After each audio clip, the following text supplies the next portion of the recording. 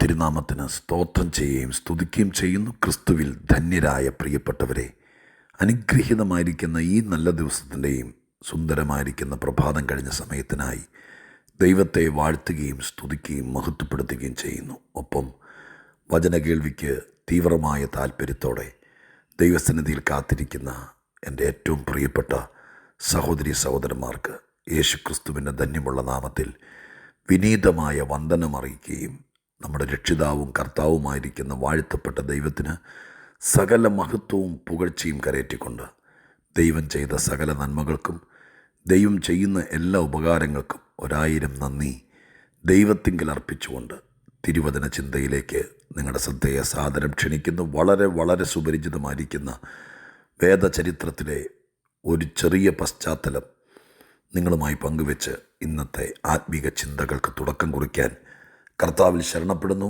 1 ശമൂവേൽ 17-ാം അധ്യായം 46-ാമത് വാക്യം ഞാൻ നിങ്ങളെ വായിച്ചു കേൾപ്പിക്കാം. 1 ശമൂവേൽ 17-ാം അധ്യായം 46-ാമത്തെ വാക്യം. യഹോവ ഇന്ന് നിന്നെ എൻ്റെ കയ്യിലേൽപ്പിക്കും. ഞാൻ നിന്നെ കൊന്ന് നിൻ്റെ തല ഛേദിച്ചു കളയും. അത്രയുമല്ല, ഞാൻ ഇന്ന് ഫെലിസ്ത്യ സൈന്യങ്ങളുടെ ശവങ്ങളെ ആകാശത്തിലെ പക്ഷികൾക്കും ഭൂമിയിലെ മൃഗങ്ങൾക്കും ഇരയാകും. ഇസ്രായേലിൽ ഒരു ദൈവം ഉണ്ടെന്ന് സർവഭൂമിയും അറിയും. ഇസ്രായേലിൽ ഒരു ദൈവമുണ്ടെന്ന് സർവഭൂമിയും അറിയും. ഞാനത് വാക്ക് ഇന്നത്തെ നമ്മുടെ ചിന്തയ്ക്ക് വേണ്ടി ഇങ്ങനെയൊന്ന് തിരുത്തി പറഞ്ഞോട്ടെ. എനിക്കൊരു ദൈവമുണ്ടെന്ന് എല്ലാവരും അറിയും. എത്ര സുന്ദരമായിരിക്കുന്ന വാചകം! നിങ്ങളൊന്ന് പറഞ്ഞു നോക്കിയേ. എനിക്കൊരു ദൈവമുണ്ടെന്ന് എല്ലാവരും അറിയും. അറിയട്ടെ, എനിക്കൊരു ദൈവമുണ്ടെന്ന് എല്ലാവരും അറിയട്ടെ. ഈ വാക്യത്തിൻ്റെ പശ്ചാത്തലം നിങ്ങൾക്കറിയാലോ. കൊച്ചു ദാവീദ് ദൈവത്തിൻ്റെ അഭിഷേകം തലയിലെ പേറിക്കൊണ്ട് ജീവിതം മുന്നോട്ട് പോയിക്കൊണ്ടിരിക്കുമ്പോൾ ഒരവസരം ദൈവമായിട്ട് ഒരുക്കി കൊടുക്കുകയാണ്. സഹോദരങ്ങളുടെ ക്ഷേമം തിരക്കാൻ വേണ്ടിയിട്ടുള്ളൊരു യാത്ര ഏലാ താഴ്വരയിലേക്ക്. കഠിനമായിരിക്കുന്ന യുദ്ധമുഖം ഏലാ താഴ്വരയിൽ സംജാതമായി നിൽക്കുന്ന പ്രത്യേക അന്തരീക്ഷത്തിൽ സഹോദരങ്ങളുടെ ക്ഷേമം തിരക്കാൻ വേണ്ടി അപ്പൻ പറഞ്ഞയച്ച ദാവീദ് അവിടെ ചെന്ന് കാര്യങ്ങൾ തിരക്കുമ്പോഴാണ് 40 ദിവസമായി ഫെലിസ്ത്യൻ്റെ വെല്ലുവിളി നിമിത്തം ഇസ്രായേൽ സൈന്യനിരകൾ പേടിച്ചു നിൽക്കുന്നു. ഒന്നും ചെയ്യാൻ പറ്റാത്ത അന്താളിപ്പിൽ അമർന്നിരിക്കുകയാണ് ഇസ്രായേൽ സൈന്യനിരയും ഇസ്രായേലിൻ്റെ രാജാവും. ഈ സന്ദർഭത്തിലാണ് പലപ്പോഴും പല പ്രഭാഷകരുടെ പ്രഭാഷണ ഭാഷയനുസരിച്ച് ദാവീദിൻ്റെ അഭിഷേകം തിളച്ചത്. ആ ഭാഷയൊക്കെ മാനുഷികമായിട്ട് ശരിയോന്ന് എനിക്കറിയില്ല. പക്ഷേ പറഞ്ഞ് ശീലിച്ച പദം പോലെ നമ്മുടെ അകത്ത് വ്യാപരിക്കുന്ന ആത്മശക്തി തിളച്ചു മറിയുന്ന ചില സന്ദർഭങ്ങൾ കാണും.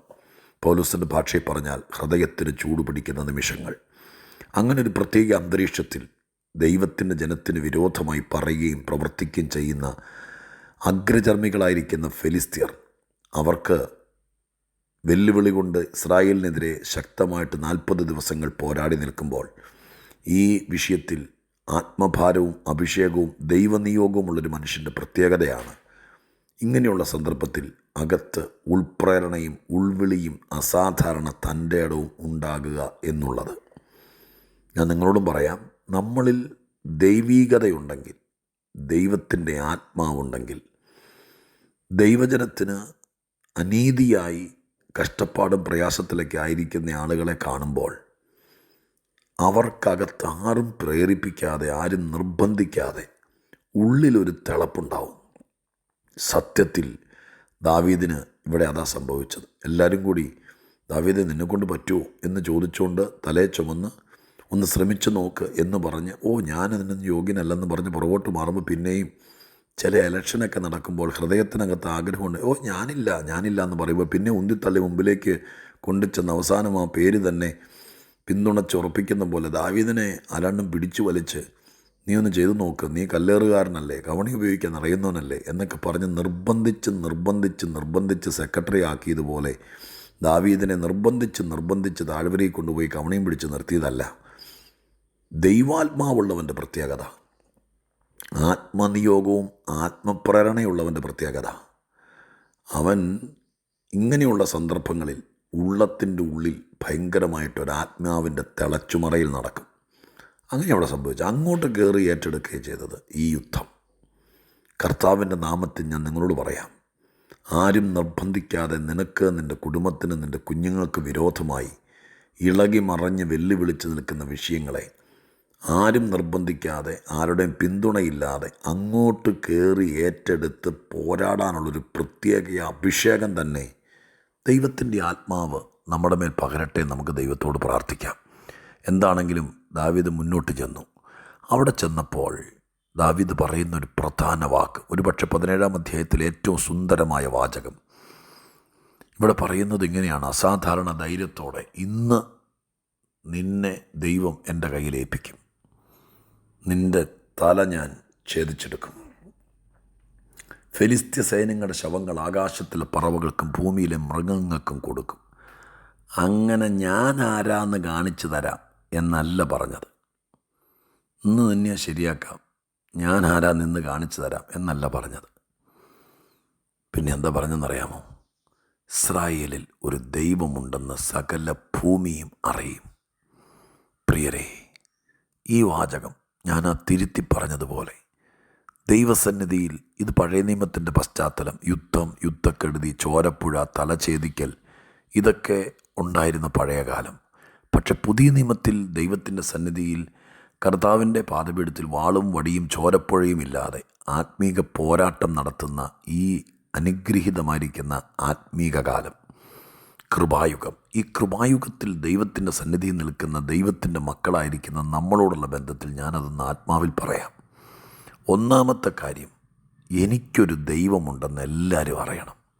അതെങ്ങനെ അറിയാൻ പറ്റും? ഒരുപാട് രീതിയിൽ അറിയാൻ പറ്റിയേക്കാം. പക്ഷേ ഈ വാചകത്തിൻ്റെ പശ്ചാത്തലത്തിൽ പറയാം. ദൈവം നമ്മെ കൊണ്ട് ചില കാര്യങ്ങൾ ചെയ്യിപ്പിക്കും. ആരെങ്കിലും ചെയ്യുകയല്ല. അവൻ പോകുന്ന വഴിക്ക് കരിങ്കല്ല് ഉരുണ്ട് അവൻ്റെ തലയിൽ വീണവൻ ചതഞ്ഞറിഞ്ഞ് തീരുവല്ല. ദാവീദിനെ കൊണ്ട് ദൈവം ചെയ്യിപ്പിക്കുകയാണ് ചില വിഷയങ്ങളുടെ തല. ഞാൻ ഗോലിയാത്തിനെയും ഈ താഴ്വരയിലെ യുദ്ധവും അക്ഷരീകമായിരിക്കുന്ന വാളും ഒക്കെ മാറ്റിവെക്കുവാണേ.